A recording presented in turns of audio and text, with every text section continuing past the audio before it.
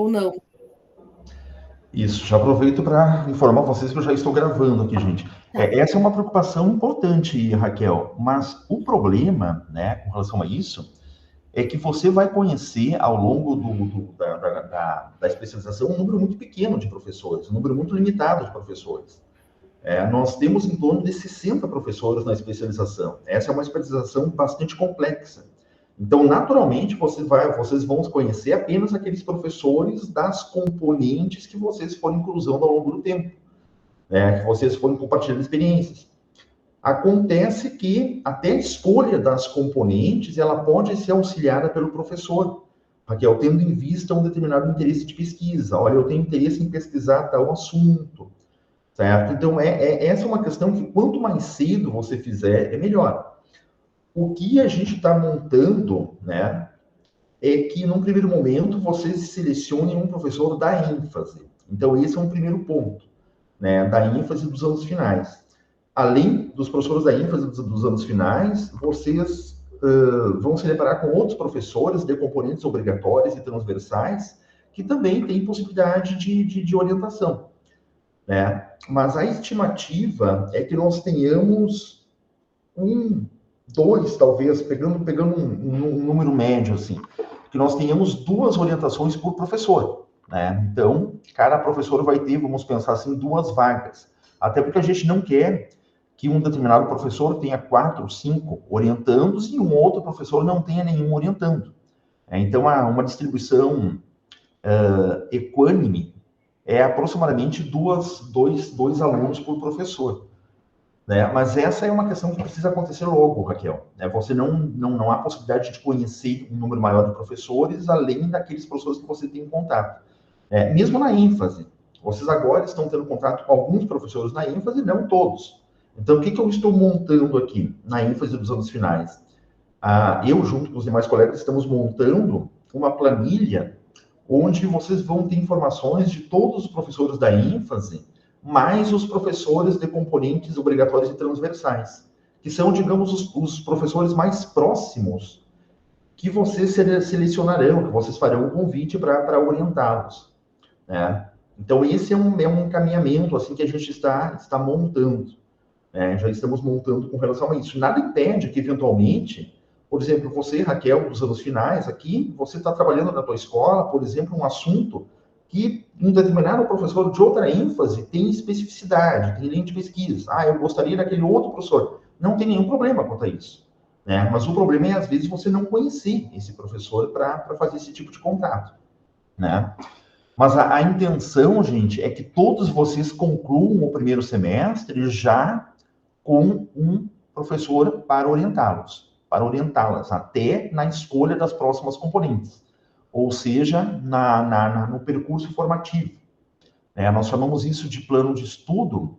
Uma das atribuições desse professor orientador é montar junto com vocês um plano de estudo, para que você perceba, olha, no primeiro semestre eu estou fazendo tais componentes. Beleza, então, quem me orientou foram os coordenadores da especialização. Mas no segundo semestre e para o terceiro semestre, quem vai direcionar essas escolhas, essas seleções, já é o orientador, já deve ser o orientador, certo? Tendo em vista conhecer o perfil da Raquel, da Janiele, do Wesley, e também tendo em vista cumprir todos os créditos obrigatórios para que você não tenha problema ao longo do curso, né? Certo? As componentes, elas não são reofertadas no primeiro momento, cada semestre tem as suas componentes, e eventualmente você toma uma decisão equivocada num semestre e deixa de fazer uma componente que precisaria ser feita. Então, isso já ocasionaria um problema que a gente quer evitar. Tá bem? O Wesley chegando aqui também. Boa noite, Wesley. Mas então, gente, a ideia é essa. A ideia Boa noite, professor. Boa noite. Eu até tenho já um plano, professor. Aí eu fiz, né, o cálculo das horas, tudo. Aí, se o senhor puder me orientar, professor, se está mais ou menos correto, assim, né? Depois eu posso mandar por e-mail. Claro, Wesley. Posso sim. Bem, então a proposta é essa, gente, que cada um de vocês feche esse semestre, tá? Já com essa parceria, tá? com essa proximidade com um determinado orientador, preferencialmente próximo ao assunto, à linha de pesquisa, ao campo de interesse de vocês. Porque a especialização, ela tem um pressuposto de objetividade bem estabelecido. Ou seja, a Raquel, por exemplo, vai ser minha orientanda. Eu não quero que a Raquel desenvolva uma pesquisa que eu estou fazendo. Eu não vou chamar a Raquel e dizer o seguinte para a Raquel: olha, Raquel, eu estou trabalhando nisso, então eu quero que você escreva sobre isso. Não, a proposta da especialização não é essa. A proposta da especialização é que vocês desenvolvam um assunto que dialogue com os objetivos de vocês. Então, é a Raquel que vai identificar: olha, eu gostaria de trabalhar esse assunto, tendo em vista essa perspectiva que eu estou desenvolvendo na escola, um assunto que eu já desenvolvi em outra especialização, eu pretendo mais à frente fazer um mestrado e tal. Então, a Raquel traz essa intenção. Por essa intenção, a Raquel vai identificar: bom, eu tenho interesse em trabalhar, por exemplo, com a experimentação em química nos anos finais do ensino médio. Beleza, então, o professor André trabalha com isso, o professor Paulo trabalha com isso, certo? Professora Ângela já não trabalha com isso. Então, por essa intenção da Raquel, que a Raquel vai buscar ali quais professores estão mais, digamos, no momento alinhados com a intenção da Raquel. É por isso que vocês precisam ter um cardápio, digamos assim, vocês precisam ter as informações para outros professores que vocês não conhecem até então. Muito possivelmente, nos próximos dias, próximas semanas, eu vou disparar no grupo essas informações lá. Vocês vão ter um quadro com todos os professores da ênfase, acrescido dos professores das transversais, dos professores das obrigatórias, e aqui, bom, então, diante desse cenário, eu vou fazer um contato com tal professor, porque o professor está trabalhando um assunto que eu gostaria de pesquisar. Tá? Então, essa é uma definição importante que a gente precisa tomar o mais breve possível. Tá bem? E daí os contatos são de vocês, gente, com o professor. Tá? Diretamente o contato com o professor. Normalmente o professor não vai buscar vocês para oferecer uma proposta de orientação, não. É vocês que vão ter que ir atrás do professor fazendo esse convite. Tá? Bem, diante desse cenário, então, deixa eu só fazer a primeira projeção aqui. Bom, primeiro já iniciamos nossa discussão, né? Boa noite, sejam bem-vindas, bem-vindo. Estamos aqui com a Janiele, com a Raquel e com o Wesley. Espero que chegue mais gente no nosso encontro síncrono. Caso não, os materiais síncronos, os vídeos, sempre ficam postados lá no Moodle e, em teoria, vocês podem acessar e devem acessar a qualquer tempo. Tá bem? Deixa eu compartilhar aqui com vocês, gente, algumas informações que eu tomei nota aqui. Tá? Então, no primeiro momento, eu vou compartilhar a tela inteira, só para mencionar algumas questões aqui. Bom, tendo em vista que essa aula fica gravada, né? Então, vamos aqui fazer uma primeira menção aos alunos matriculados na ênfase, tá? Então, os alunos, os discentes que estão matriculados na ênfase são esses aqui, que vai da Ana Paula Rosa Correia até o Yuri. Certo? E vejam bem que muitos desses alunos aqui estão matriculados na ênfase e não está matriculado na componente AIP, porque a componente AIP, ela não é obrigatória na ênfase, é uma componente que integra a ênfase. Tá? Então, essa é a primeira marcação que a gente precisa fazer aqui. Ana Paula, Carla, Fabiana, Carla Prates e outros, assim como a Raquel, que está aqui, né, como a Janiele, que está aqui, como o William também, que está aqui. Então, esses são 16 alunos que atualmente estão integrando a ênfase dos anos finais. Dito isso, agora vamos aqui marcar os matriculados na componente. Então, os matriculados que eu tenho na componente de AIP, de Atividade Experimental Problematizada, são esses, que eu resgatei essas informações lá do Moodle. A Josiane, Daniela, Juniele, Isalina, Yuri, Raquel, Lisiane, Wesley, Mauro e Valdeiris. Certo? São as alunas matriculadas na componente de atividade experimental problematizada. Ok. Então, essa é a perspectiva que eu falei para vocês. Estamos iniciando uma caminhada voltada para que a gente comece a compartilhar, estabelecer uma proximidade de modo que vocês comecem a compartilhar temas de pesquisa, objetos de pesquisa, tendo em vista as orientações. Ok? Dito isso, vamos aqui então dar uma olhadinha na nossa componente, tá? Aqui via o Moodle. Então vamos buscar aqui. Aqui. Confirme, por favor, se está na tela de vocês, a minha página do Moodle.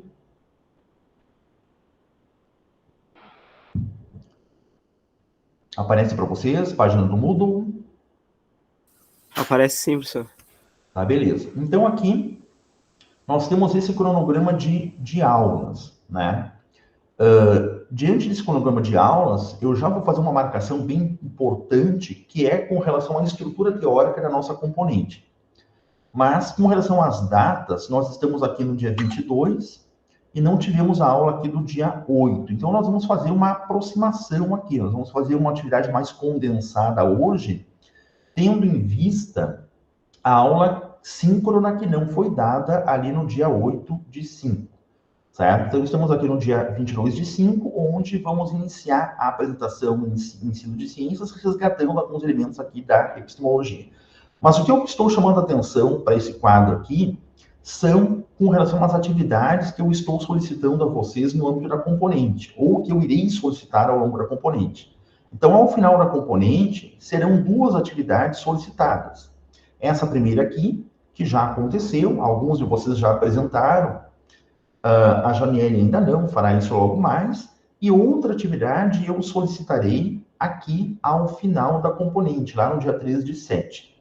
Diante disso, tendo em vista esses casos de excepcionalidade que a gente está vivendo, certo? Eu vou vou abrir a possibilidade de que essas apresentações e sistematizações, né? Porque além de apresentar, vocês levam os materiais lá para o Moodle, vocês trazem os materiais aqui para o Moodle, vocês façam isso a qualquer momento no âmbito da componente, ou seja, eu sei que eu preciso prestar contas dessa primeira atividade e dessa segunda atividade aqui. Então, ao fechar a componente, as 2 atividades precisam estar no Moodle, precisam estar postadas no Moodle, ok? Então, esse é o nosso compromisso, ter atenção a isso.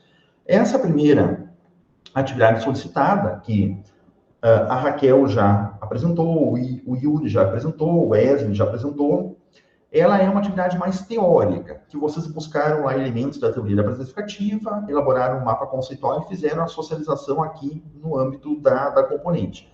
Essa apresentação, essa atividade mais abaixo aqui, será uma atividade voltada para a realidade de vocês, ou seja, mais à frente eu vou passar diretrizes, mas a ideia é que vocês pensem em formato de aplicação, de intervenção, mas será também uma atividade a ser prestada contas aqui no âmbito da componente, certo? E diante disso, nós temos no Moodle aqui sempre o subsídio que organiza todos os materiais teóricos, todas as propostas de leituras, os artigos complementares a cada uma das atividades, bem como a gravação de todos os encontros síncronos.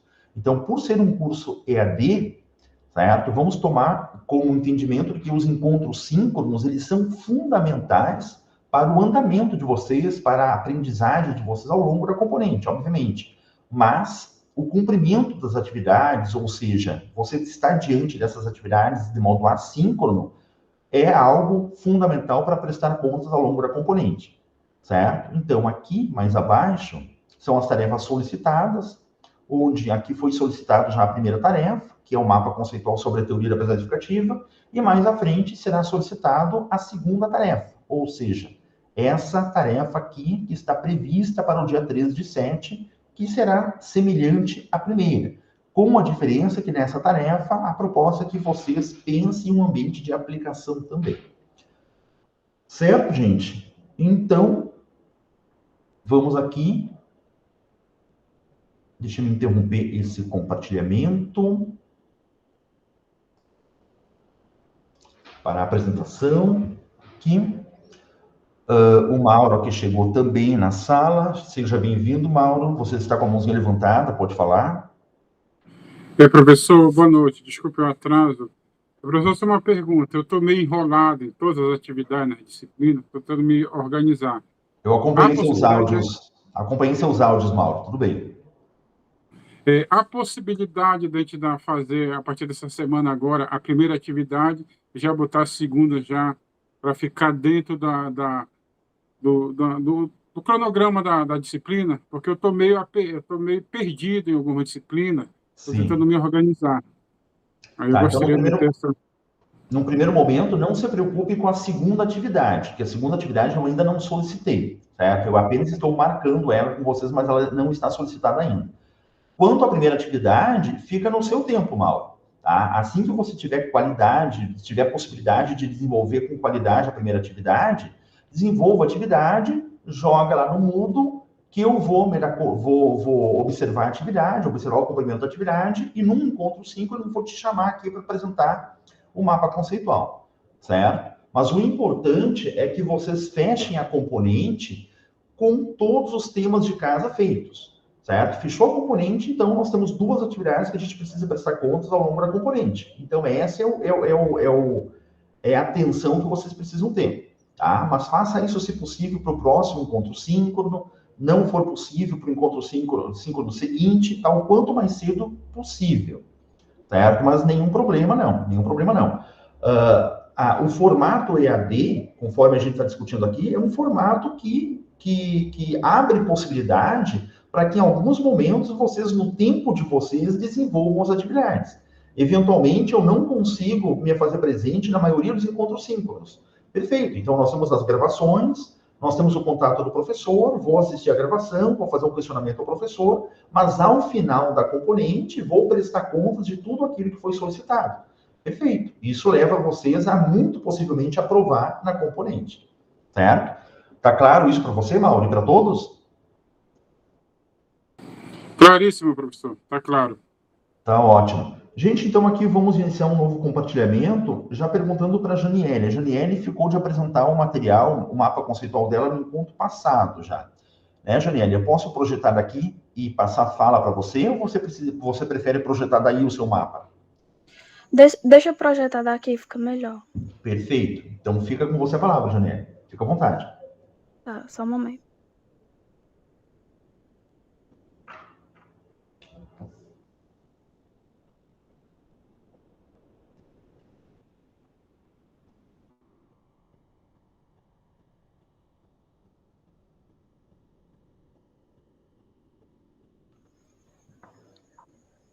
Eu vou deixar a câmera desligada.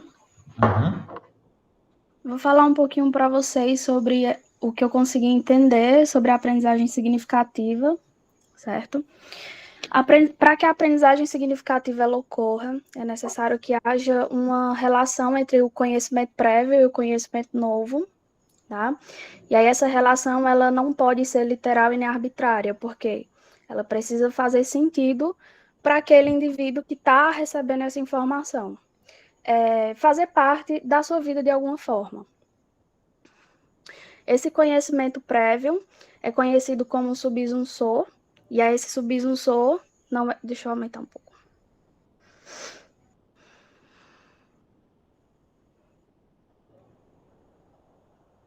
O subsunsor ele é dinâmico, ou seja, ele não é parado, podendo ele, não está aumentando para vocês aí?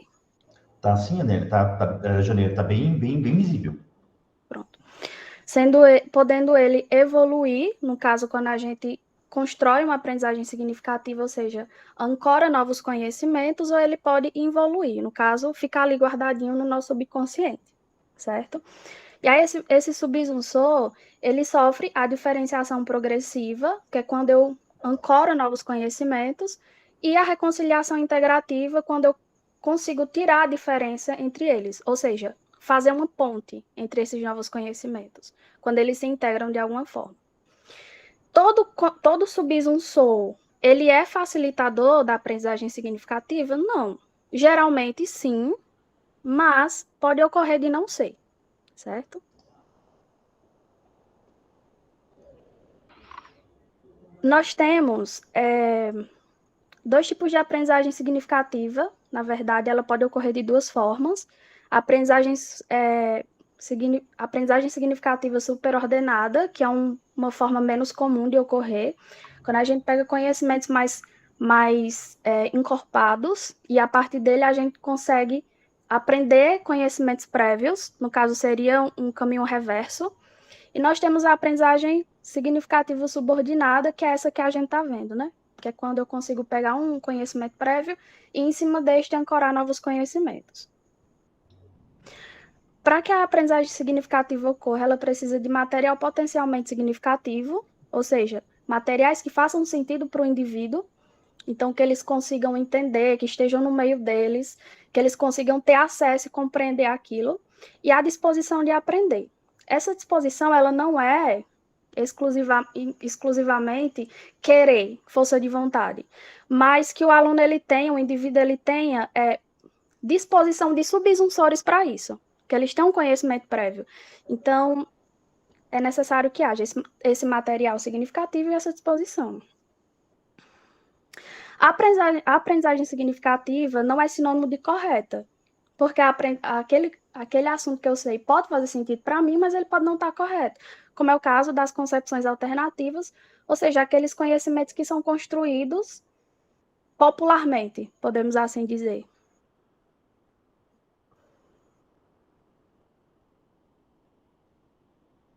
Deixa eu ver aqui para cima. A avaliação da aprendizagem significativa, segundo Ausubel, seria interessante que a gente conseguisse fazer uma avaliação em que o aluno ele nunca tenha feito, tipo uma surpresa. Porque o que é que acontece? A gente costuma muito fazer um modelo de avaliação, modelos de questões, por exemplo, e esse mesmo modelo eu vou aplicar na avaliação que eu vou fazer. Então, ele vai só replicar aquilo que ele já fez anteriormente. O ideal seria o quê? Eu pegar e colocar o meu aluno para resolver novos desafios com relação àquilo que ele já estava aprendendo. Entendeu? Para que ele consiga, de fato, responder ou solucionar aquele problema. Só para ressaltar aqui, temos 3 formas de aprendizagem significativa, que é a subordinação, superordenação e a combinatória. E temos os tipos, que é a representacional, conceitual e proporcional. Aqui mais para cima, que não deu para colocar nesse modelo que eu fiz, que senão ia ficar muito... Enfim, não tinha espaço. Eu coloquei os primeiros subsunsores, que são aqueles que são construídos ainda quando o indivíduo é criança, que é mais visual, né? Inserido, de fato, e o adulto quando há essa aprendizagem significativa a partir desse modelo que eu acabei de explicar, ancoragem de novos conhecimentos, em cima de um conhecimento prévio, de um subsunsor. Os organizadores prévios são aqueles que são utilizados quando o indivíduo ele tem zero conhecimento sobre aquilo que você quer que ele aprenda. Então, eu vou passar um conteúdo e eu identifiquei, a partir de uma diagnose, por exemplo, que o aluno ele nunca viu aquilo. Então, eu posso utilizar tanto os organizadores prévios expositivos ou os organizadores prévios complementares. Os expositivos vão ser aqueles a qual o aluno ele realmente nunca viu, ele não sabe de onde vem nem para onde vai. E os complementares é quando ele já tem uma certa noção, que aí ele vai meio que complementar as informações que estão ali no seu cognitivo, certo? Então, basicamente isso. Sim, outra característica dos organizadores prévios é que eles são gerais. Então, por exemplo, eu vou falar sobre educação sexual. Então, eu vou levar primeiro um texto mais amplo, ou um vídeo, ou um filme, e depois eu vou afunilando esse assunto, para que ele consiga ter uma visão geral e captar mais informações que ele tenha ali na cabeça dele guardado, certo? Nós temos a aprendizagem significativa e a aprendizagem mecânica. A aprendizagem significativa a gente já viu, e a mecânica nada mais é do que a decoreba, como o professor também já falou em outros momentos. Que não é de um todo ruim, né? Porém, ela é facilmente esquecida, né? E, enfim, não fica de fato, porque o aluno, ele decorou, ele só leu e decorou, ele não conseguiu associar aquele conhecimento, ele não conseguiu dar sentido. certo? Nós temos a aprendizagem receptiva, que é aquela que o indivíduo ele apenas recebe o conhecimento pronto, a informação pronta, como é quando eles fazem uma pesquisa em um site, ou quando eles leem um livro, por exemplo, a informação ela já está ali pronta. E a aprendizagem descoberta é aquela que ele constrói, como, por exemplo, uma pesquisa que ele faz, um projeto, um projeto de pesquisa de situações que ocorrem no dia a dia deles. Por exemplo, aqui onde eu moro, tem água um dia sim, um dia não. Por quê? Colocar eles para investigar, por exemplo. Então, ele vai construir o seu conhecimento em cima da realidade que ele vive. Seria um exemplo. Esquecimento e reaprendizagem. A gente precisa entender que o que é aprendido não é esquecido, certo? Então, ele não esqueceu. Aquela informação, ela ficou ali guardadinha, e aí, quando em algum momento ele for ter acesso novamente àquele assunto, ele vai conseguir reaprender, entre aspas, de uma forma mais fácil do que aquela pessoa que nunca teve acesso. Então, aquele subsunço, ele fica guardadinho. E as estratégias e instrumentos facilitadores, né, uma das principais estratégias é, de fato, levar em consideração o que o indivíduo ele já tem, em termos de conhecimento. Ninguém chega, por exemplo, na escola sem saber de nada. Então, levar em consideração o que eles têm do seu dia a dia, da sua realidade, levar em consideração a sua visão de mundo e utilizar os materiais potencialmente significativos, que seria um exemplo também. Bom, é basicamente isso. Obrigada. Muito bem, Juniele. Juniele, você ficou com alguma pergunta, alguma dúvida com relação ao artigo, com relação ao que foi discutido aqui, tendo em vista a teoria da aprendizagem educativa? Não fiquei, não. Dúvida. Tá, muito bem. Então, deixa eu te perguntar, o que mais te chamou a atenção com relação à minha fala, com relação à leitura do artigo que você fez, com relação ao próprio mapa conceitual que você elaborou? Repete a pergunta, por favor. O que mais te impactou? O que mais te chamou a atenção com relação a esse arcabouço teórico? Na verdade, assim, eu ler e consegui associar algumas realidades, assim, de sala de aula mesmo.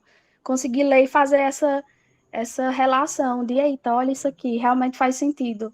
Eita, olha isso aqui, dá para usar. Então, basicamente isso, você lê e ouvir durante a explicação e ler o artigo e você conseguir associar e, tipo, faz sentido porque é isso que a gente realmente vivencia, sabe? Então, essa comparação mesmo. Ótimo, muito boa essa tua percepção, assim, talvez dentre as teorias de aprendizagem, teoria de Vygotsky, teoria de Piaget, teoria freiriana, e outras também, talvez a teoria da aprendizagem educativa é a teoria mais próxima ao universo da sala de aula, realmente. Quando a gente fala de conhecimento prévio, quem é professor de sala de aula e já vivenciou essa experiência, sabe o quanto é diferente você fazer uma discussão a partir de um saber anterior, a partir de algo que os alunos já conheçam. A potencialidade que você tem quando trata de um assunto já conhecido, que o aluno já conheça previamente determinados elementos, com relação a novas aprendizagens. Então, muito bom o teu trabalho, muito bom a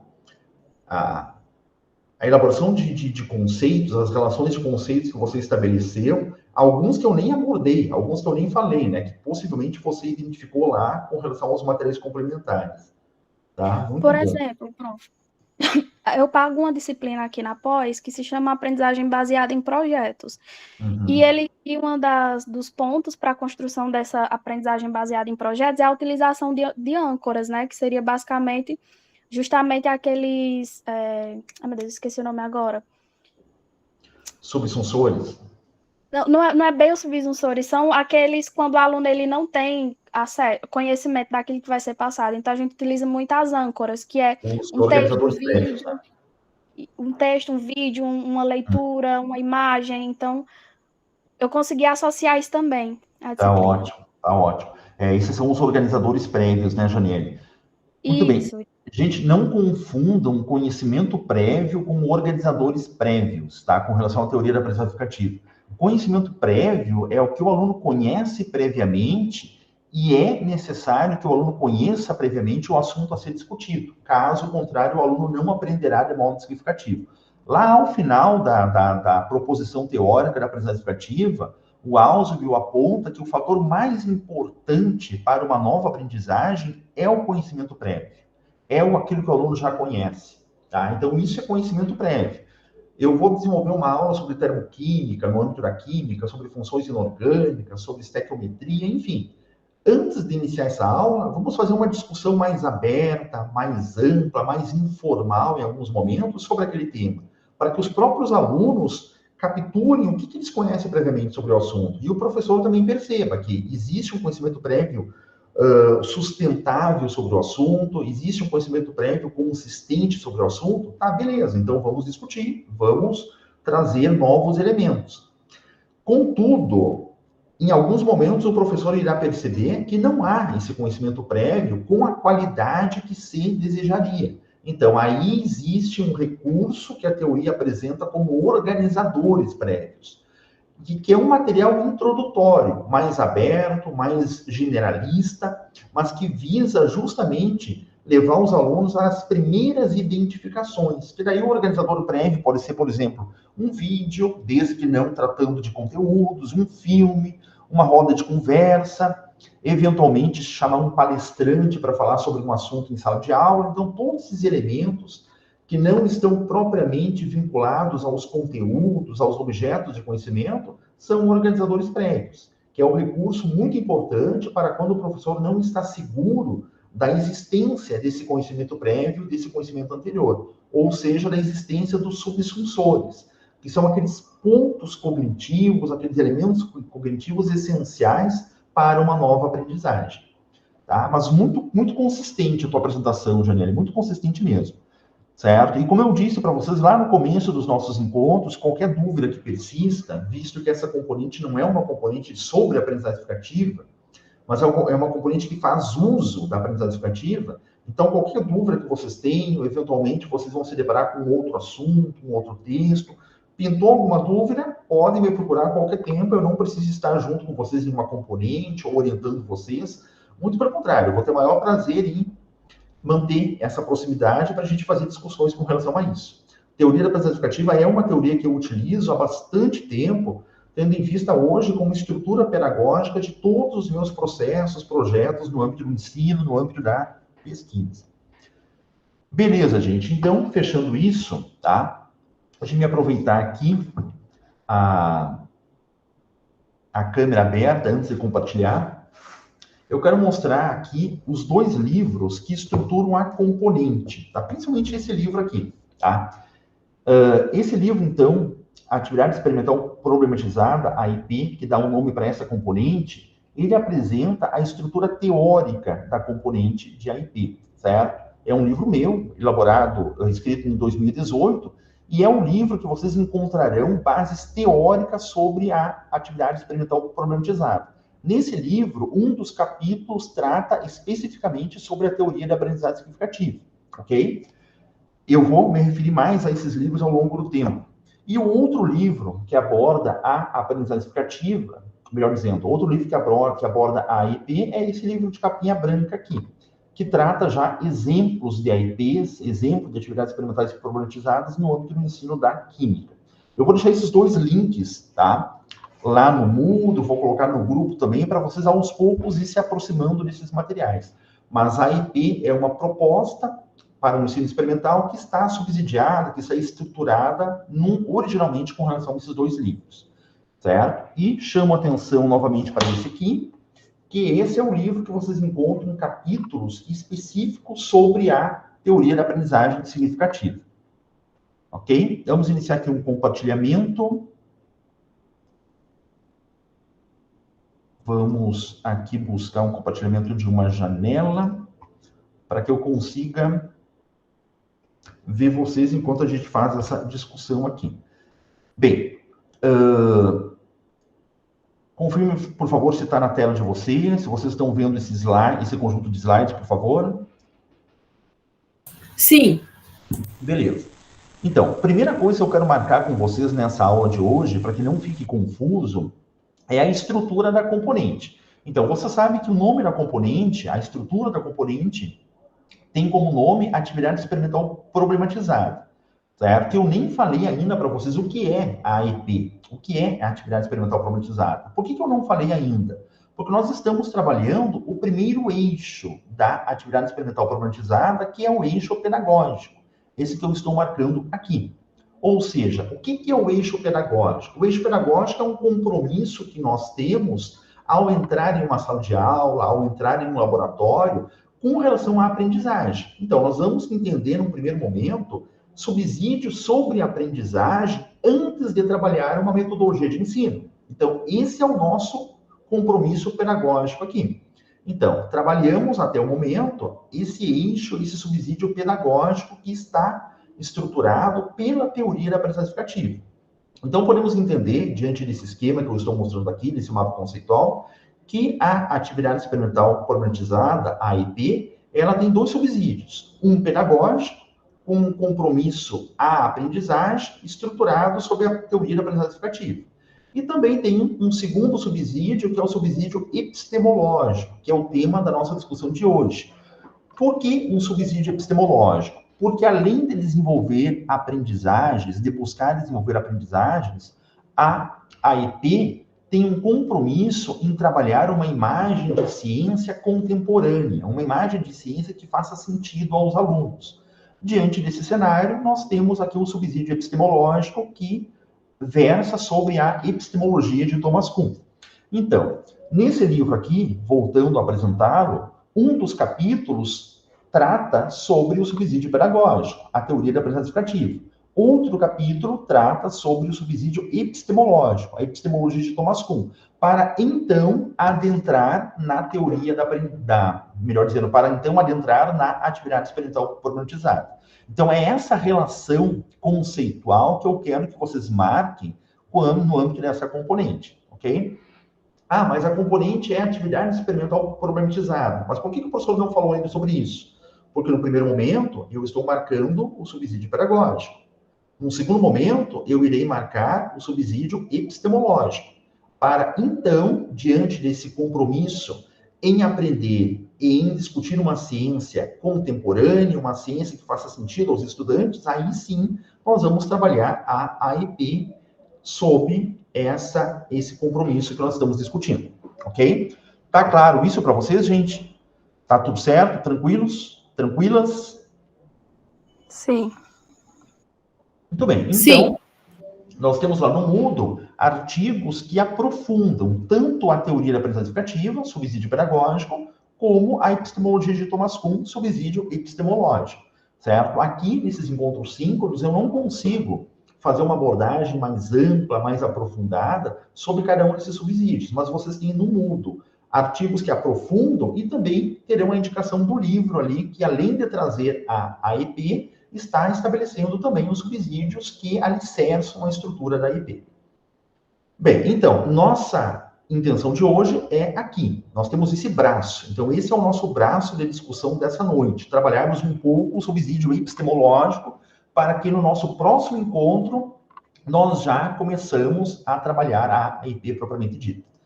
Diante disso, nós temos a epistemologia de Thomas Kuhn como uma das possibilidades epistemológicas que estruturam a EP, certo? Ou seja, diante de um cenário, dentre outras epistemologias, como Lakatos, como Bachelard, como Laudan, como Popper, eu selecionei a epistemologia de Thomas Kuhn por ser uma epistemologia que tem também uma relação de sentido muito concreta. Assim como o Janieri chamou a atenção da proximidade da teoria da aprendizagem educativa à sala de aula, a epistemologia de Thomas Kuhn também me permite fazer uma leitura de um conhecimento científico muito consistente com as minhas aulas de ciência. Então, essa é a relação pela qual eu estabeleci na epistemologia de Thomas Kuhn os princípios centralizadores quando eu busco desenvolver uma experimentação que faça sentido aos alunos. Ao introduzir esse assunto aqui, tem um químico bastante veterano, já com seus 60 anos de profissão, talvez alguns de vocês conheçam, que é o Chassot, o Atticus Chassot. O Chassot tem algumas obras aqui, algumas obras no Brasil, onde ele apresenta uma analogia com óculos. Nós temos óculos para vermos o mundo, ou seja, diante de o nosso olhar para o mundo natural está ali restrito ao uso de um óculos ou outro óculos. Então, em alguns momentos, nós estamos usando óculos do senso comum ou do pensamento mágico. Entretanto, o nosso óculos a trabalhar o conhecimento em sala de aula, na educação básica, no ensino superior, em relação ao conhecimento científico, é o óculos da ciência. Então, esse é o compromisso que eu tenho em desenvolver um conhecimento científico fundamentalmente consistente e que leve os sujeitos a perceber a ciência ao seu dia a dia. Então, aí cria-se, diante disso, uma imagem de ciência. Ou seja, além de professores de conteúdos científicos, nós precisamos nos constituir professores de ciências. Ou seja, professores que desenvolvam uma ciência em sala de aula capaz de impactar os sujeitos, capaz de levar esses sujeitos a entender que essa ciência é uma ciência pertinente, é uma ciência do seu dia a dia. Sendo assim, nós temos algumas problemáticas. Nós, como professores de ciência, nós transmitimos, além dos conteúdos, além dos nossos objetos de conhecimento, conforme eu já disse, uma imagem sobre ciência. Ou seja, qual é a imagem de ciência que nós construímos? De modo explícito ou de modo implícito. É aquela imagem que nós, ao longo do tempo, desenvolvemos. Então, o formato que eu tenho de entender a ciência é a imagem de ciência que eu vou lá discutir na educação básica, que eu vou lá levar na educação básica. Entretanto, há um problema aqui. O problema é que, quando nós fizemos perguntas para professores de ciências, como, por exemplo, o que é ciência, o que é conhecimento científico, como o conhecimento científico é produzido, qual é o impacto da ciência no dia a dia das pessoas, os professores de ciências que estão atuando na educação básica, normalmente, eles não têm resposta mais sofisticadas do que o público geral. Isso é um problema muito sério. Ou seja, você está discutindo um assunto onde os sujeitos estão lá entrando para a sala de aula quase que todos os dias, mas não tem clareza sobre uma imagem de ciência que está desenvolvendo em sala de aula. E essa imagem, ela é muitas vezes presa a um senso comum, ou seja, uma imagem de um conhecimento científico determinista, compromissado com a verdade, enciclopédico, impregnado por um conjunto de fatos, de conceitos.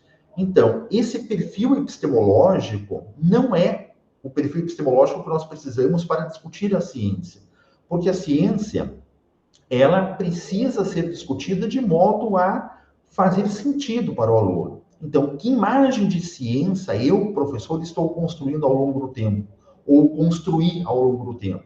Uma ciência verdadeira, uma ciência que busca a verdade, uma ciência que visa validar as discussões, uma ciência tomada como determinista, como comprobatória?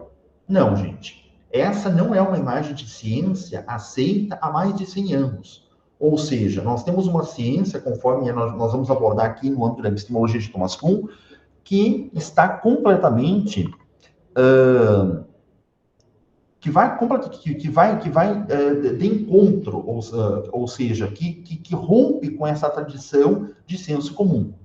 Certo? Nessa perspectiva, nós temos aqui a epistemologia de Thomas Kuhn como uma proposta de identificar aspectos históricos, identificar elementos históricos da ciência capazes de levar uma discussão científica à sala de aula que faça sentido aos estudantes, que faça sentido aos alunos. Com relação à epistemologia de Thomas Kuhn, nós temos várias abordagens que, conforme eu disse para vocês no começo do processo, nós vamos fazer algumas demarcações pontuais aqui. Um dos pontos centrais aqui que nós abordamos no tratar a epistemologia de Thomas Kuhn é justamente uma ciência construída por seres humanos, construída por homens, construída por pessoas que nós chamamos de humanização da ciência ou sociologia da ciência, que é justamente uma ciência que está completamente suscetível aos nossos entendimentos. Então, que ciência eu estou construindo? Que ciência eu pretendo em sala de aula junto com os alunos? Eu pretendo construir uma ciência junto aos alunos que não tenha compromisso de verdade, que não tenha compromisso de determinismo, mas uma ciência que esteja sendo apresentada como um entendimento humano sobre um determinado objeto de conhecimento. Por exemplo, vamos pegar um exemplo aqui. Eu estou trabalhando fotossíntese, tá? Então, a fotossíntese hoje ela é representada cientificamente por meio de uma equação, por meio de um gráfico, mas não com compromisso de realidade. A fotossíntese não é apresentada cientificamente no seu formato final, no seu formato terminal. Mas a fotossíntese hoje representa o meu entendimento momentâneo sobre a fotossíntese, o meu entendimento histórico sobre a fotossíntese. Que a partir desse entendimento eu busco uma representação. Então eu represento a fotossíntese hoje sob um determinado conjunto de caracteres, sobre uma determinada linguagem, que é diferente do que era no passado, há 100 anos, por exemplo, e possivelmente, muito possivelmente, será diferente do que será feito daqui 100 anos no futuro. Ou seja, então, diante desse cenário, eu tenho uma abordagem científica que não é terminal, uma abordagem científica que não é a abordagem definitiva, uma abordagem científica que não tem compromisso com a verdade, mas uma abordagem científica que estabelece o modo mais adequado que eu tenho hoje de entender e representar o processo da fotossíntese. Então, é essa abordagem científica completamente vinculada a uma representação humana de um entendimento que precisa ser discutida em sala de aula, que leve os alunos a interpretar, que leve os alunos a discutir, que leve os alunos a se posicionar frente a uma ciência que venha fazer sentido para os alunos. Nessa perspectiva aqui, nós temos a principal obra do Thomas Kuhn, é essa aqui, tá? A Estrutura das Revoluções Científicas, ou simplesmente A Estrutura. Nessa obra, o Thomas Kuhn estabelece em 62, vejam bem que já é uma obra um pouco antiga, né? Ou seja, já tem algumas décadas, mas em 62 aparece a primeira marca teórica que textualiza, que estrutura esse entendimento científico que vem sendo transformado desde a mecânica quântica do começo do século passado. Ou seja, ali em 1905, 1910, já se tinha diante dos cientistas todos os elementos que levam hoje o nosso entendimento sobre uma ciência não comprobatória. Contudo, em 62, Thomas Kuhn ele estabelece na filosofia da ciência, na epistemologia da ciência, marcas teóricas que vêm a estabelecer justificativas conceituais sobre essa ciência capaz de evoluir, capaz de progredir ao longo do tempo. Então, aparece nesse livro conceitos como sociologia do fazer científico, humanização da ciência, a teoria como nem sempre objetiva, ou seja, a teoria como marcada por elementos de subjetividade, de aceitação, de adaptação, disputa entre teorias, quebra de paradigmas e muitos outros conceitos que hoje ganham força com relação às abordagens contemporâneas sobre ciência. E o principal conceito na epistemologia de Thomas Kuhn, que precisa ser tratado ao se abordar elementos como esse, é o conceito de paradigma. Né? Ou seja, a epistemologia de Thomas Kuhn está completamente marcada pelo conceito, pela ideia que Thomas Kuhn tem de paradigma. É muito difícil de definir paradigma. O próprio Thomas Kuhn, no seu livro de 62, na Estrutura, ele define paradigmas de vários meios, de vários modos. Mas, como a epistemologia de Thomas Kuhn é apresentada por esse autor como um quebra-cabeça, como um puzzle, a gente pode entender que o paradigma é um conjunto tanto de fazeres como de saberes, ou seja, o modo pelo qual os cientistas trabalham o conhecimento científico, produzem o conhecimento científico e processam esse conhecimento científico é um formato importante, um formato de definir um paradigma na visão de Kuhn. Então, podemos entender que um paradigma, ele abriga não apenas as soluções encontradas para determinados problemas científicos, mas também os próprios problemas científicos. Mas tomando uma citação direta aqui de Kuhn, Thomas Kuhn vai apresentar como paradigma realizações científicas universalmente reconhecidas que, durante algum tempo, fornecem problemas e soluções modelares para uma comunidade de praticantes de uma ciência. Então, tanto problemas como soluções estão imbuídas no conceito curiano de paradigmas. Então, esse é um entendimento que eu preciso ter. Contudo, um paradigma, ele não é terminal. Um paradigma é um modelo que nós temos num determinado momento para representar o nosso entendimento sobre um determinado conjunto de eventos. Vamos pegar alguns exemplos.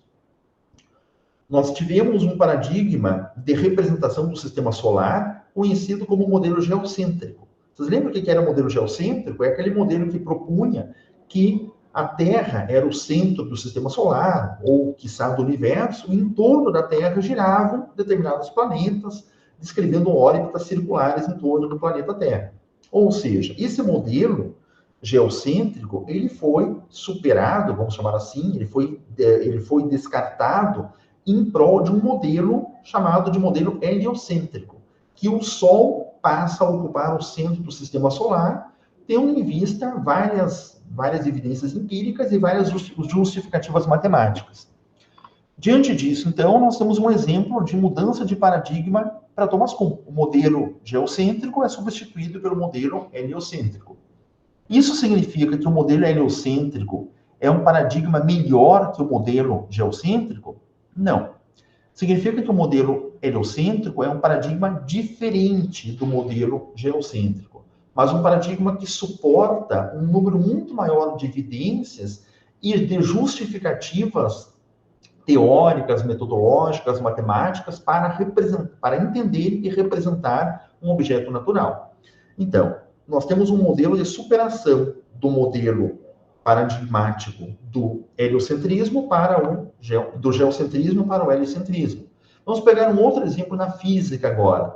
O paradigma da física clássica, newtoniana, cartesiana, foi substituído pelo paradigma da física quântica, que é o universo das probabilidades, das incertezas.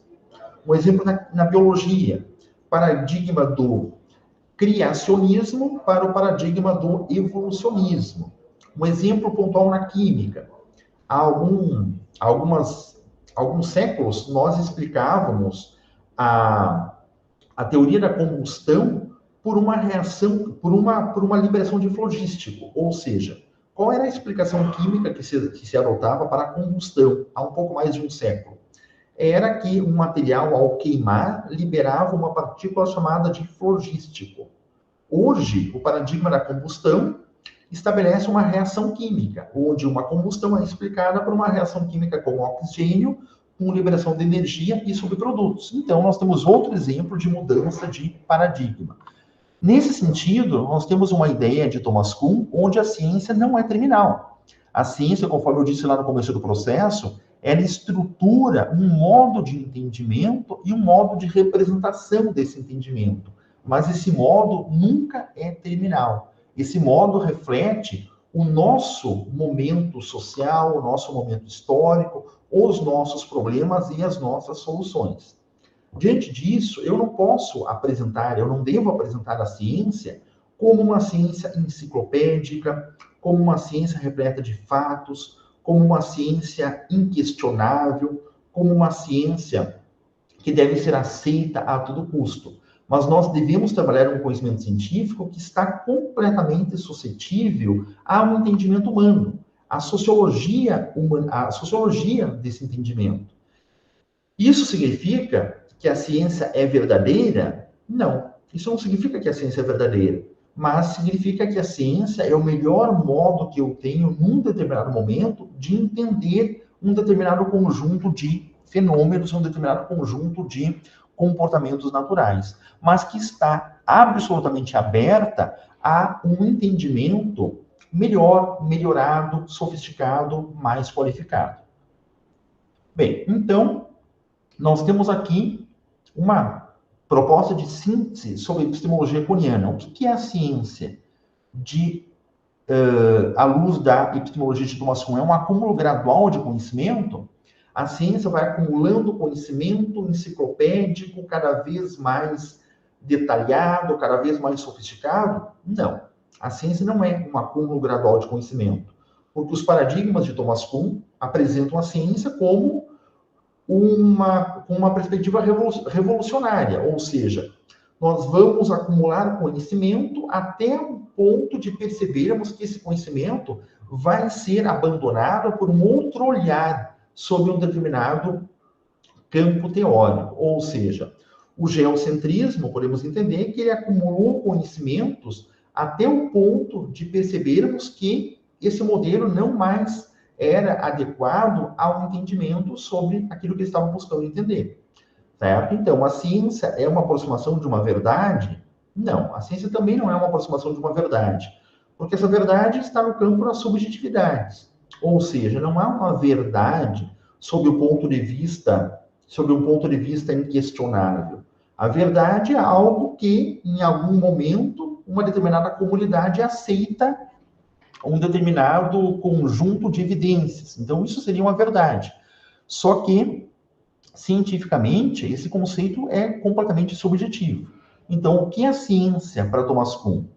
É uma complexa relação entre teorias, dados e paradigmas. Ou seja, o modo de proceder, o modo de resolver problemas, o modo de questionar, o modo de buscar evidências a partir de um entendimento, isso é fazer ciência. Então, aqui tem essa figurinha que busca ilustrar esse processo, ou seja, diante de nós existe um cenário com muitas inquietações, com muitos problemas, e nós estamos buscando desenvolver meios de encaixar peças em um determinado quebra-cabeça, ou seja, buscar soluções que momentaneamente, que num determinado contexto histórico, cultural, sejam as soluções mais adequadas, as soluções mais confiáveis, mas não as soluções definitivas, não as soluções pseudamente verdadeiras. Nesse outro slide, eu tenho uma síntese, tá? Bastante singela, na verdade, do modo pelo qual a ciência progride, tendo em vista a obra de Thomas Kuhn, a epistemologia de Thomas Kuhn. Ou seja, num primeiro momento, nós temos um período histórico que Thomas Kuhn chama de ciência normal, que é esse período aqui. Então, podemos entender que hoje a química trabalha num período de ciência normal. Ou seja, nós temos problemas, mas nós temos modos de resolver, de enfrentar esses problemas que nos levam a determinadas soluções. Podemos entender, então, que, por exemplo, a combustão, ela é satisfatoriamente explicada tendo em vista uma reação química que acontece com oxigênio, conforme esse exemplo que eu dei para vocês. Contudo, à medida que o nosso conhecimento científico, o nosso conhecimento químico avança, nós vamos nos deparando com algumas inconsistências. Alguns eventos, alguns objetos, alguns comportamentos começam a se mostrar não mais respondíveis, solucionáveis com uma determinada ciência normal, com um determinado paradigma. Até que começam a surgir anomalias, ou seja, determinadas anomalias que fogem à regra, comportamentos que não são mais explicáveis, tendo em vista o nosso modo de trabalho, evoluem para crises. Então, podemos entender que lá o modelo geocêntrico se deparou com anomalias até que evoluiu a uma crise. Ou seja, aquele modelo geocêntrico não mais foi adequado para explicar muitas observações, muitas evidências, muitas constatações. Então, ele entrou em crise. O modelo geocêntrico entrou em crise. O mesmo vale para a mecânica clássica.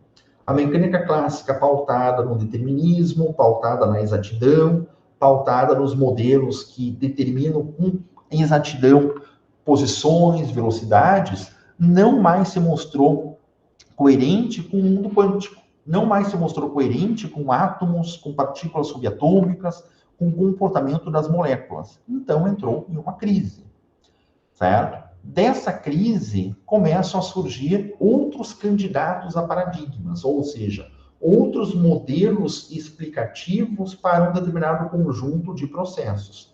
Até que nós passamos por uma revolução científica que culmina em uma ciência extraordinária e dá origem, da consequência à mudança de um paradigma. Ou seja, abandona-se um paradigma A em detrimento ao paradigma B, que é diferente do paradigma A. Não é melhor que o paradigma A, mas é diferente do paradigma A, tendo em vista que é capaz de explicar, é capaz de representar um entendimento mais sofisticado sob um olhar humano, sob um olhar sociológico. E aí nós temos essa sequência de ciclo. Esse paradigma que nós estamos hoje, da química, da física, da biologia, é o paradigma terminal? É o paradigma último? É o paradigma que não será superado? Não. Nós temos em algum momento essa retomada desse ciclo, ou seja, em algum momento esse paradigma não se prestará mais a explicar vários fenômenos, várias constatações, várias evidências, e esse ciclo será retomado. Então, essa é a abordagem de Thomas Kuhn com relação ao seu entendimento sobre ciência. Uma ciência não presa a verdades, uma ciência não enciclopédica, uma ciência não determinista, uma ciência não verificacionista, mas uma ciência que, em síntese, representa o melhor modo que nós temos hoje de entendimento sobre um determinado conjunto de fenômenos naturais. Então, o modo de entender hoje a fotossíntese é esse. Desse modo de entendimento surge uma representação. Essa representação ela não é verdadeira. Essa representação é o que melhor nós temos hoje para representar esse entendimento. Vamos pegar um exemplo clássico aqui na física, por exemplo, lá de Newton, na física newtoniana. O que muitas vezes você pensa quando você fala sobre leis de Newton, lei da gravitação universal? Que o Isaac Newton encontrou, que o Isaac Newton descobriu a lei da gravitação universal, porque essa lei da gravitação universal já existia, estava lá oculta embaixo de uma pedra, por exemplo. Isaac Newton foi lá, removeu a pedra e aqui está, descobriu a lei da gravitação universal. Gente, esse é um modelo científico, conforme eu já disse a vocês, muito impregnado em sala de aula. Contudo, esse modelo é completamente equivocado frente ao entendimento científico moderno que nós temos hoje. O que Isaac Newton fez, na verdade? Isaac Newton não descobriu a lei da gravitação universal, não desenterrou essa lei da gravitação universal e estabeleceu lá, olha, a força gravitacional é proporcional à massa, inversamente proporcional ao quadrado da distância. Não, gente. O que Newton fez foi desenvolver um mecanismo, desenvolver uma representação a partir do seu entendimento.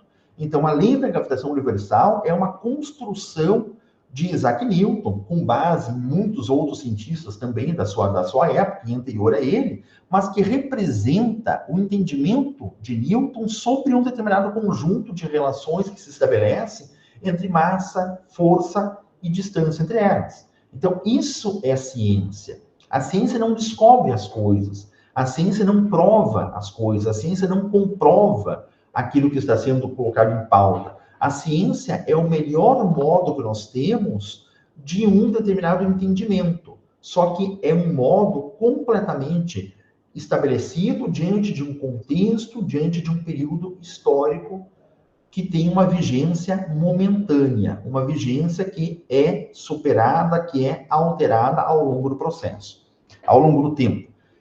Diante desse cenário, esse é um ponto crucial para a discussão de um conhecimento científico em sala de aula que faça sentido para os alunos. Ou seja, eu estou diante de vocês, junto com os alunos, desenvolvendo um conhecimento científico que não tem compromisso com a verdade, mas que é o melhor entendimento que nós temos hoje sobre um determinado conjunto de objetos, determinado conjunto de fenômenos. A ciência não é enciclopédica, a ciência não é um conjunto de fatos, de informações, mas a ciência processa fatos, processa informações, de modo a qualificar o nosso entendimento sobre o dia a dia. Um conhecimento científico bem estruturado, uma percepção científica, leva os sujeitos a ver o mundo de modo diferente. Ou seja, o conhecimento científico em sala de aula, ele deve estar compromissado a levar os sujeitos a desenvolver uma percepção de mundo diferente, uma percepção de mundo mais qualificada. Então, essa é a abordagem científica que não apenas está completamente atrelada à concepção moderna de ciência, à concepção contemporânea de ciência, mas é uma abordagem científica que faz sentido para os alunos. É uma abordagem científica que aproxima a ciência do mundo real da ciência da sala de aula, tendo em vista que a ciência do mundo real é a mesma ciência da sala de aula, ou que a ciência da sala de aula deve ser a mesma ciência do mundo real, porque nós estamos trabalhando sobre uma única ciência, sobre um único conhecimento científico. E aqui, nesses últimos slides, nós temos algumas estratégias, alguns conceitos que vão iniciar uma aproximação entre epistemologia e aprendizagem, ou entre aprendizagem e epistemologia. Se nós estamos diante de nós com um compromisso de desenvolver conteúdos de ciência, mas além disso, desenvolver uma imagem de ciência, nós precisamos trabalhar uma imagem contemporânea sobre ciência. E no fazer isso, no discutir com os alunos sobre o que é ciência, sobre a ciência como uma construção humana, sobre a ciência como um modo de entendimento e representação, mas não como um conjunto fechado, determinista, verdadeiro, nós estamos discutindo elementos de aproximação entre aprendizagem e epistemologia, ou seja, aprendizagem e percepção de uma ciência capaz de fazer sentido aos alunos.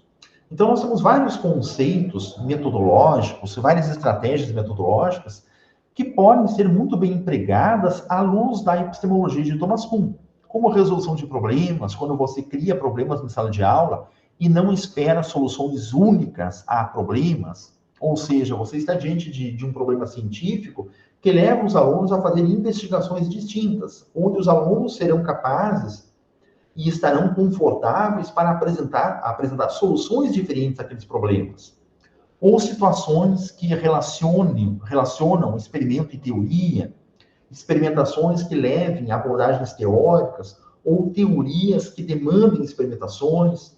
Ou seja, a simples apresentação da ciência como não cumulativa, como não linear, não presa a uma construção de tijolos, uma construção hierarquizada, linearizada, nós estamos fazendo aproximações metodológicas entre a aprendizagem e a epistemologia. Com exemplos mais concretos, nós temos várias passagens, vários episódios em história da ciência que podem ser muito bem empregados para caracterizar um conhecimento científico que é historicamente construído. Então, nós temos vários filmes, vários livros, várias séries que vão apresentar a ciência como diferenciada, que vão apresentar a ciência como distinta em determinados tempos. Ou seja, o modo de praticar a ciência na época de Isaac Newton, exemplo que eu já li aqui, o modo de praticar a ciência na época de Einstein, começo do século XIX, do século XX, o modo de praticar a ciência hoje são modos distintos. Por quê? Porque os episódios históricos de ciência levam em consideração os nossos aspectos culturais, nossos aspectos contextuais. Então, isso é muito pertinente para uma discussão científica que leve os sujeitos a perceber a ciência não como um tipo de atividade específica a determinado tipo de sujeito, não leve os alunos a entender a ciência como aquilo que é feito em laboratório, aquilo que é feito por mentes brilhantes, aquilo que está impregnado de elementos estereotipados, como o jaleco, como o cabelo branco, como o comportamento desvinculado da realidade. Não.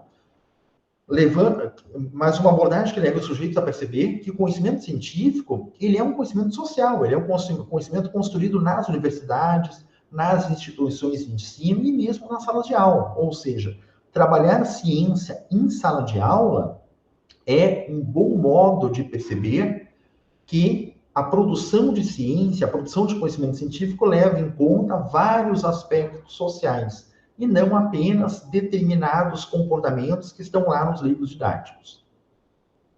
E aqui também nós temos, obviamente, uma marca da experimentação. O trabalhar a experimentação no ensino de ciências, não visando comprovar teorias, não visando verificar hipóteses, mas desenvolver experimentações que levem os alunos a identificar soluções, a construir metodologias, a justificar os seus resultados, é um modo de trabalhar um conhecimento científico filiado à epistemologia de Thomas Kuhn, onde eu trabalho um conhecimento experimental, eu trabalho uma experimentação em sala de aula, não presa a um modo de condução dessa experimentação e muito menos a uma expectativa de resultado. Mas eu crio um problema e, a partir desse problema, eu proponho uma experimentação que leve os sujeitos a enfrentar esse problema de modo diferente. E no enfrentar esse problema de modo diferente, que leve os alunos a encontrar soluções diferentes a esse mesmo problema. E isso não apenas deve ser valorizado em sala de aula, como deve ser esperado em sala de aula. Ou seja, a ciência apresenta determinados problemas que devem levar os sujeitos a enfrentar esses problemas de modo diferente, de modo distinto, via a experimentação. E por fim, gente, depois de investigar o modo como a ciência evolui, Thomas Kuhn, então, traz alguns princípios, traz alguns elementos importantes para nós caracterizarmos as nossas aulas em ciências. Como, por exemplo, a escolha de uma teoria depende da mistura de fatores objetivos e subjetivos. Muitas vezes as teorias, elas não são estabelecidas apenas por questões de objetividade. Muitas vezes as teorias demandam uma aceitação, ou seja, uma comunidade científica aceita um conjunto teórico em detrimento a outro. Então, aí entram os fatores humanos, os fatores pessoais, os fatores psicológicos do fazer científico. A ciência, então, evolui de forma descontínua, ou seja, evolui-se agregam-se elementos até chegar um momento que você vai perceber que aquele paradigma, aquele modo de entendimento, ele não mais se presta como adequado a um entendimento sofisticado sobre um fenômeno natural. Então, o que acontece? Acontece uma mudança de paradigma, onde se abandona um modelo anterior frente a um modelo novo, mais sofisticado, mais qualificado. Então, isso é uma evolução de modo descontínuo. Abandona-se um modo anterior de ver as coisas para um modo diferente de ver as coisas. Há períodos, então, de ciência normal, que vigoram um paradigma, há momentos de crise, onde nós temos uma revolução científica, que acarreta em uma ruptura de um modelo anterior por um modelo vigente. Então, o modelo criacionista foi substituído pelo modelo evolucionista. O modelo da física clássica foi substituído pelo modelo da física quântica. O modelo geocêntrico pelo modelo heliocêntrico. O modelo da força vital, lá na química orgânica, pelo modelo do estudo sobre o carbono. E por aí vai.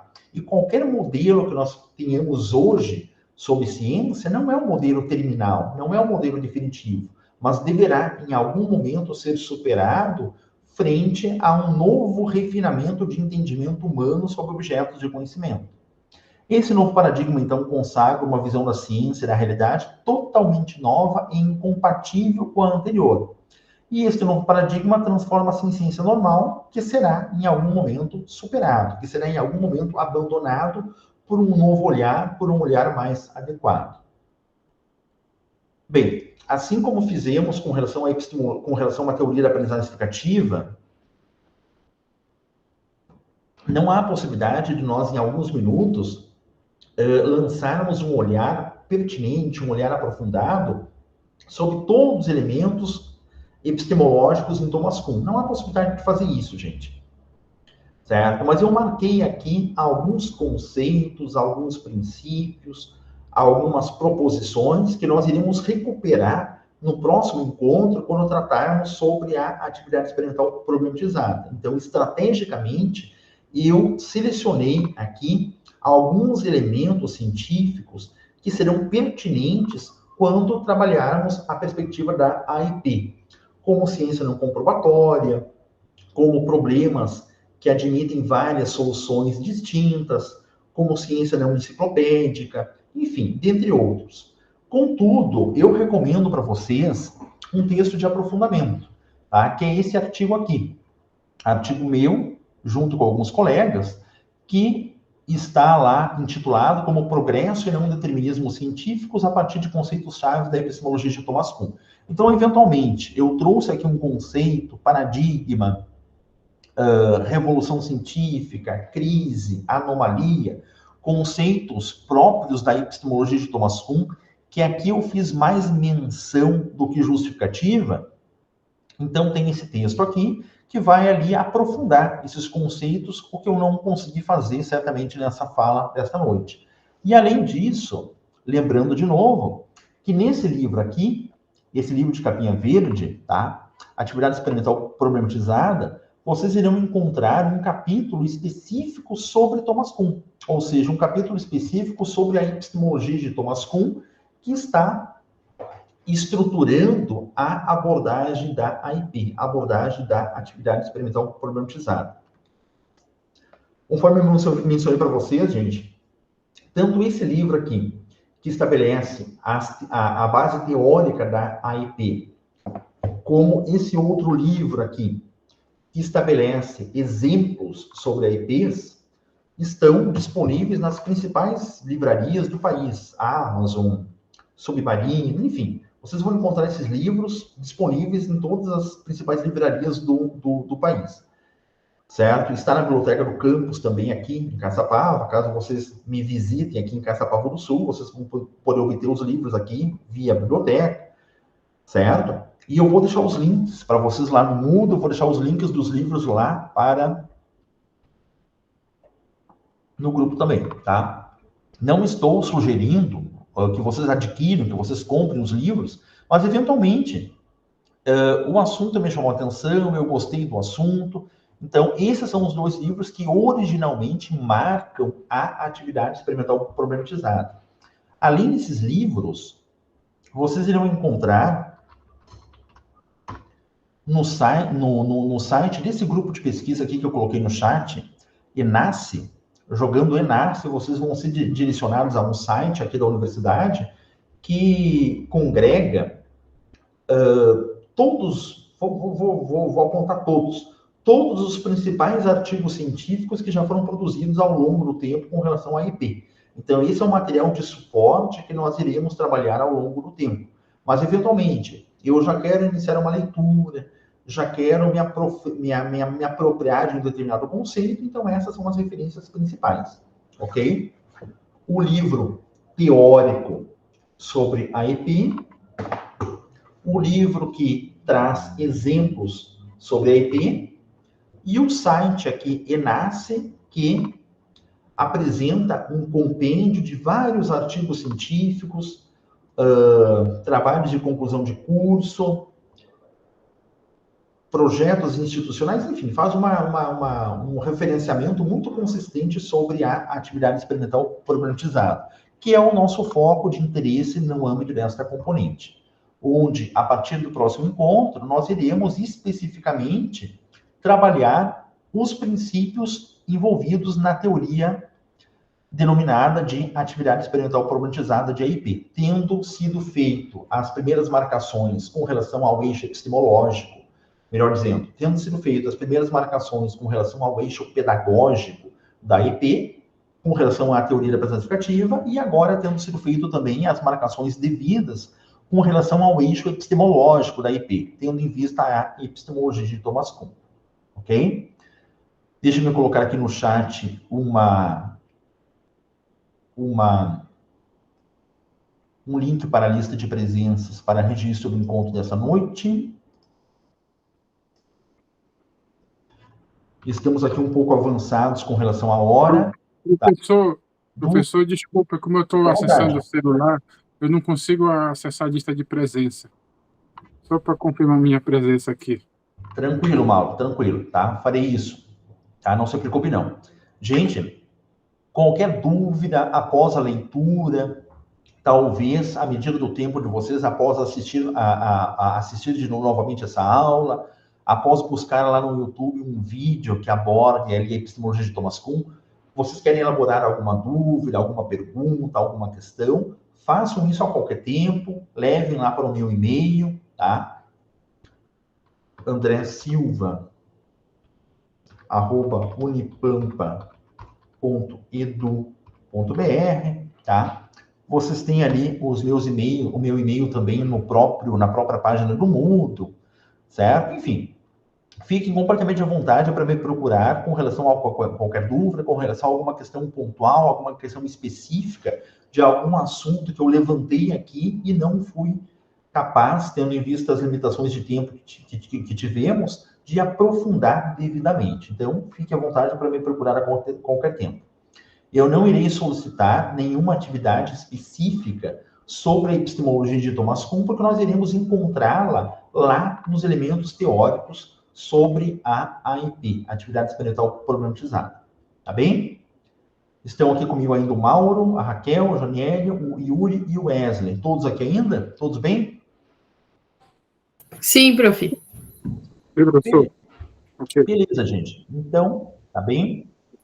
Grande abraço para todos, boa noite para todos, fiquem bem. Qualquer dúvida, façam contato a qualquer tempo, tá? Leiam Thomas Kuhn, pesquisem Thomas Kuhn, que vocês vão se surpreender com relação a muitas correlações, a muitas associações em relação à ciência que nós pretendemos hoje trabalhar e lá o nosso universo da educação básica. Tá bem? Grande abraço para todos e até a próxima. Boa noite. Boa noite, professor.